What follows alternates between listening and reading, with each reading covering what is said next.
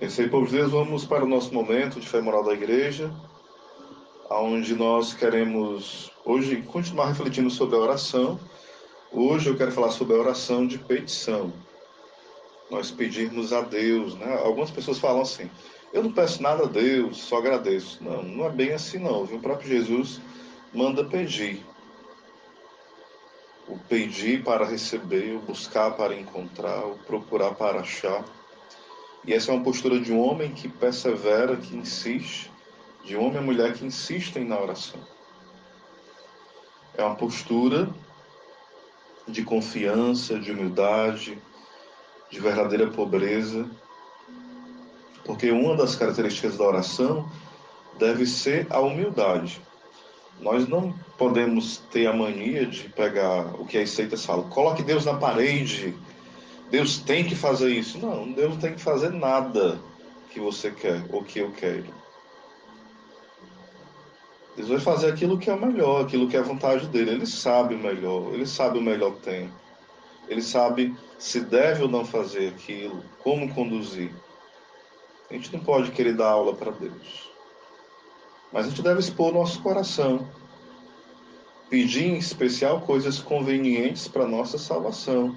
As virtudes, que os dons de santificação cada vez mais cresçam em nós. A graça da perseverança final. A graça de sermos humildes, a graça de sermos pacientes, a graça de sermos justos, de sermos castos, a graça de sermos pessoas de oração, ou seja, graças que de fato perduram e não que passam como um vento. Nós podemos pedir coisas que são do nosso dia a dia, por exemplo, um emprego, uma casa, a saúde física, sim, tendo no nosso coração que isso deve e pode nos ser dado se for segundo os santos desígnios de Deus, em vista da sua maior glória e em vista da nossa salvação e santificação. Deve ser essa a nossa perspectiva. São João Crisóstomo diz que nós devemos ser como mendigos diante de Deus. Aqui, novamente, ele insiste na humildade, né? O mendigo realmente precisa e ele vai, ele faz o quê? Ele procura a casa e ele acha. Ele, ao achar a casa, ele bate para que a porta se abra, insistentemente ele bate. E depois, quando a porta é aberta, ele pede para receber. E ali ele está submisso à vontade daquele que vai abrir a porta e vai dar generosamente. Tem santos que falam assim que Deus até se ofende quando nós pedimos pouco, porque pedir pouco é sinal de uma pouca confiança no Senhor, porque Deus quer dar muito, por isso até se ofende quando pedimos tão pouco. Devemos pedir muito ao Senhor, porque Ele não se deixa vencer em generosidade. Pedir insistentemente. Em especial pedir que a nossa fé aumente, porque quando a nossa fé vai crescendo, a gente vai agindo segundo Deus. Uma fé viva, não uma superstição, não uma crendice, não um pensamento positivo. Não, é fé mesmo. A fé que move tudo, que move a nossa vida espiritual, que move o nosso agir em vista do outro, que move a nossa vida ao serviço da igreja, que nos arranca de nós mesmos, né? Santa Teresinha usava também essa mesma comparação. Ela como essa mendiga diante do Senhor que pedia e ficava ali a esperar.